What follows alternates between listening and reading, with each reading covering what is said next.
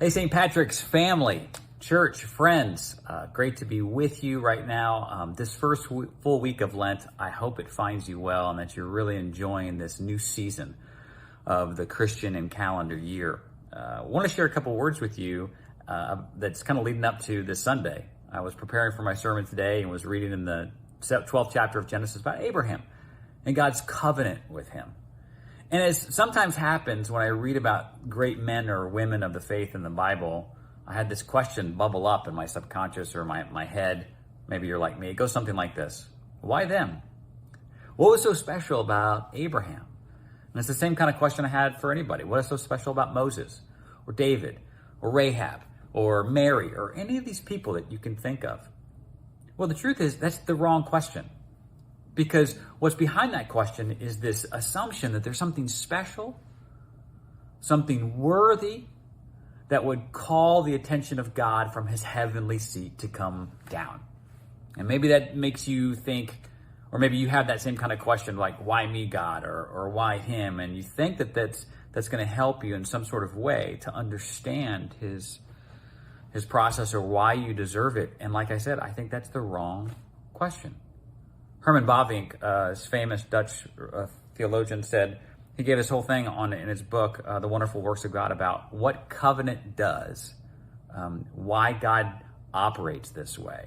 And that is how God, it's important, this is how God operates or has a relationship with you and me. It's not just because he's our creator, but because he promises to be something else. He makes a covenant. That's what that word means. So like in the example of Noah's covenant, if you remember, he had a big rainbow up in the sky and said, I'll never do this again, and I'm going to keep you. And there's a lot of things going with that. We're going to talk about Noah's covenant a little bit. But what this does is, let me read this quote from Bavinck. He says, in this covenant, he gave his name and honor, his truth and faithfulness, his word and promise to his creatures as a pledge of their continued existence. And this is the key, because the earth was kind of messed up by humanity. God was under no obligation to continue creation. Adam and Eve had messed it up. But he obligates himself. That's how God has a relationship with you and a continued relationship with you. And so when we talk about Abraham, we shouldn't ask the question, why him? Because goodness, he was 70 years old and a foreigner. And what did he have that God couldn't have gotten from anyone else? No, these people are chosen often because they have nothing. Now you may think that's like sad to say, well, is there nothing special about me? No, don't miss this point. There's great freedom in this.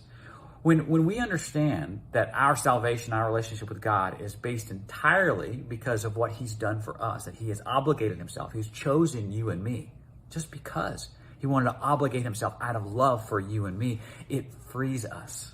There's no great hidden talent we have to discover. It's like, oh, why did God choose me? Or why am I deserving? Don't let that cause you any anxiety. But let the freedom of knowing that God has chosen to love you get rid of any shackles or any weight or any burden off your shoulders. We don't love him then, therefore, out of obligation, but we love him out of response of his obligation and in freedom.